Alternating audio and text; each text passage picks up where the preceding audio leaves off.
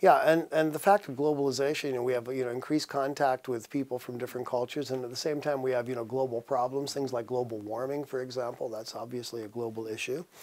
And what we recognize also is that when people from different cultures come together, they have completely different ways of thinking about things. So one of the things we emphasize in my seminar is another kind of subfield of international ethics, intercultural ethics, which means basically how do we resolve problems between people from different cultures, and how do we resolve conflicts between these people, given the fact that their ethical ways of thinking about ethics might be completely different.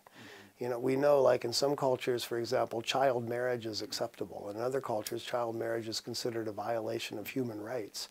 And so now you have, people from one culture where child marriage is acceptable. They immigrate to another culture where child marriage is not acceptable.